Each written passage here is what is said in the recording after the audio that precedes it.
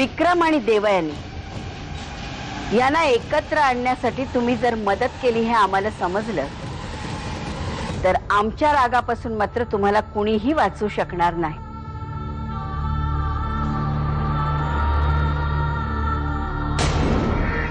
परिस्थिती सगळ्याच गोष्टी आपल्या हातात देत नाही। काही गोष्टी आपल्याला नशिबावरच सोडाव्या लागतात। अगदी बरोबर बोलतेस तू देऊ।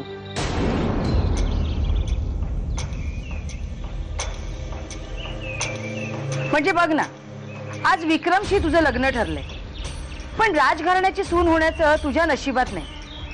आणि समजा उद्या तुझं विक्रमशी लग्न झालं तर विक्रमला राजघराण्यातून रस्त्यावर आणायलाही तुझंच नशीब कारणीभूत ठरणार आहे, हो ना? बरं मला एक सांगा, ते काम कधी सुरू करणार? त्या जागेवर काय बांधणार तुम्ही? स्मशान, तुझ्यासारख्यांना गाडायला। तुमचं ते आम्हाला गाडण्यासाठी जे जगा घेतलं त्याच्या समोरच आम्ही प्लॉट घेतलं, ते पण तुमच्या प्लॉटच्या डबल प्राइस, तुमच्यापेक्षा हाफ। तसं काय केलं आम्ही हे?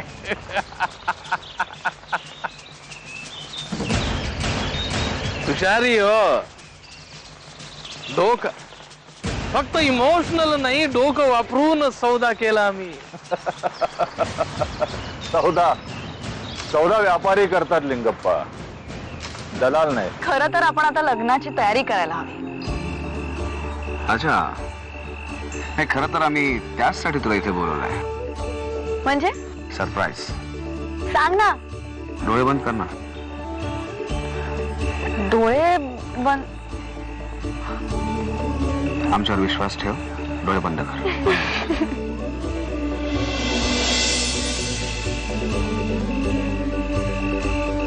लवकर सांग।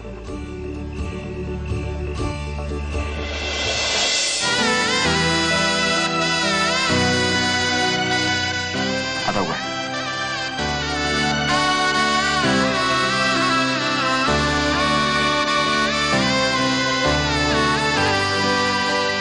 आम्ही तुला महादेव बिल्डर्सची सगळी माहिती काढायला सांगितली होती, ती तू पूर्ण केली नाहीस। रणवीर, ऍक्च्युली मी स्वतः त्यामध्ये लक्ष घातलं होतं।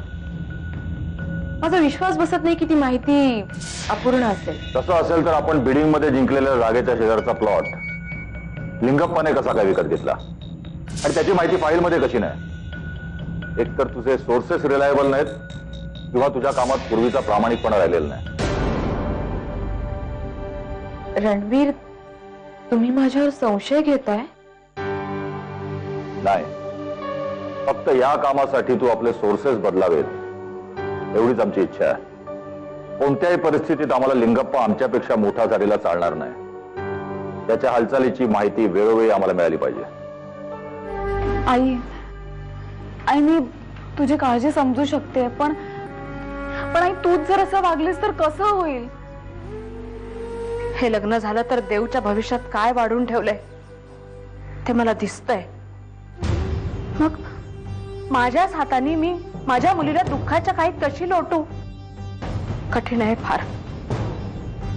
माझ्या जागी दुसरी कुठलीही आई असते ना, तरी तिने हेच केलं असतं।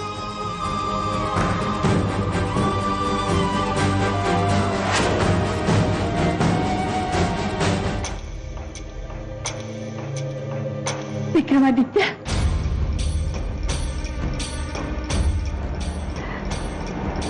तुम्ही आलात, आम्हाला माहिती होतं एक ना एक दिवस तुम्ही नक्की परत येणार।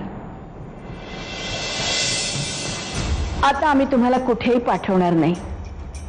अहो, तुम्ही नसलेल्या खराला काही अर्थ नाहीये। एक एक दिवस आम्ही कसा काढला ते आमचं आम्हाला माहिती आहे। आमची खात्री होती एक ना एक दिवस तुम्ही त्या सामान्य मुलीला सोडून आमच्याकडे परत येणार।